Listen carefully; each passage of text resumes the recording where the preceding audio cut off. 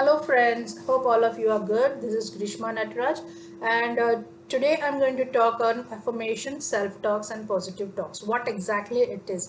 आप लोगों ने बहुत सारे लोगों के मुंह से सुना होगा, अपने फ्रेंड्स होने दो या अपने एल्डर्स होने दो, वो हमेशा कहते हैं कि अफर्मेटिव रहो, पॉजिटिव रहो, stay optimistic and all those things. But exactly what is affirmative? I just want to explain you that when we say affirmation का मतलब है वैलिडेशन या कंफर्मिंग द थिंग्स। यस, जो भी हम सच मानते हैं उसको हम वैलिडेट करते हैं। जो हमारा दिमाग हमें कहता है कि ये सच है, उसे हम वैलिडेट करके आगे बढ़ते हैं, उसी को अफर्मेशन कहते हैं।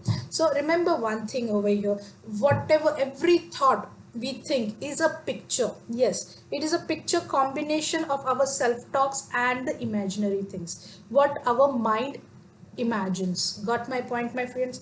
So अगर मैं कहूँ कि हम लोग आज यहाँ बैठे हैं एंड सडनली मैं कहूँ अरे यार देखो शेर आ गया, रूम में जितने भी बैठे हैं या जितने भी मुझे सुन रहे हैं उनकी रिएक्शन क्या होगी? They will get scared and they will यहाँ वहाँ भागना शुरू हो जाएगा। उसमें से कोई यहाँ तक भी बोलेगा अरे यार मैंने शेर की आवाज़ सुनी, देखो शेर डांट रहा है। ये सब क्यों होता है?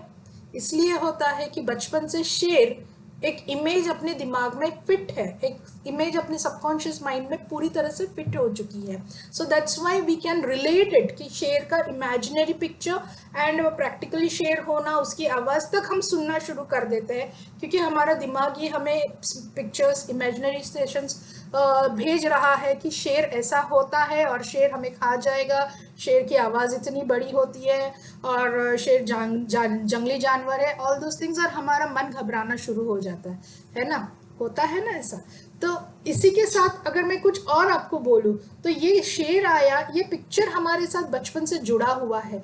लेकिन अगर मैं ये कहूं कि यार आज देखो रैना ने इतना बड़ा काम किया, शी इज सो करेजियस, सो आप लोग क्या करोगे? व्हेन आई से this word she is so courageous, you will get stuck on the word of courageous until and unless आपका mind happens to go here and there because you are unable to understand that and get that exact picture of the word courage, because courage का कोई image नहीं है। जब मैंने tiger कहा तो tiger का एक इमेज आपकी आंखों के सामने आया और आपने यहाँ तक इमेजिन कर लिया कि टाइगर आ गया, उसकी आवाज़ मेरे कानों तक गूंज रही है and all that things. But जब मैंने करेज कहा तो what happened? Your mind started going here and there because you are unable to understand and get a mental picture of what courage means to you. Because हर एक के angle से अगर देखा जाएगा, the word which I used, courage, has got every different meaning because every individual has its own way of taking this word courage.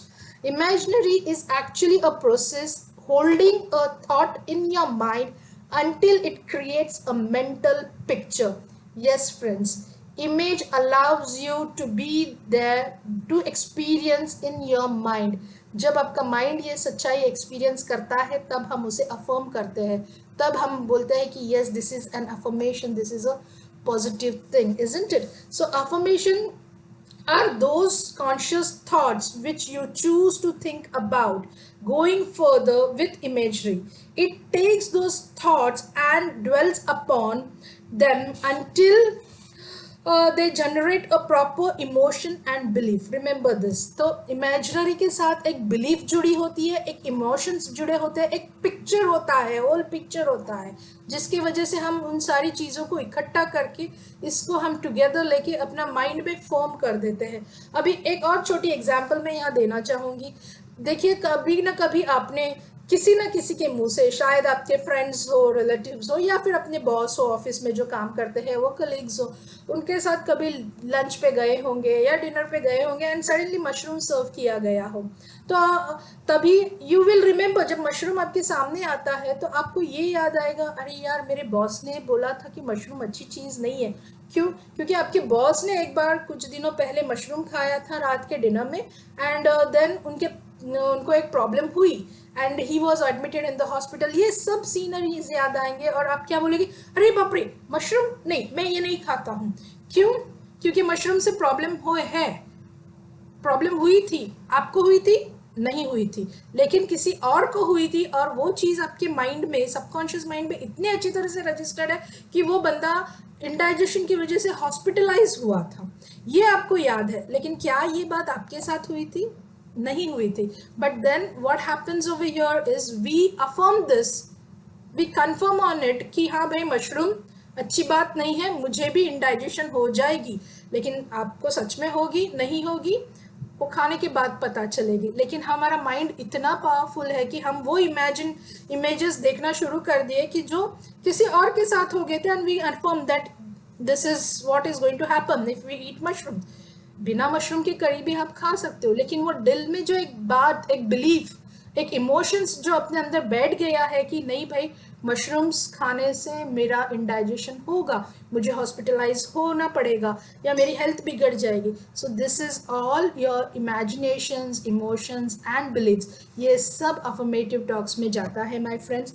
So friends, imaginary visualization is not a day dreaming, but it is a conscious process that has determined your attitudes and beliefs. Remember this.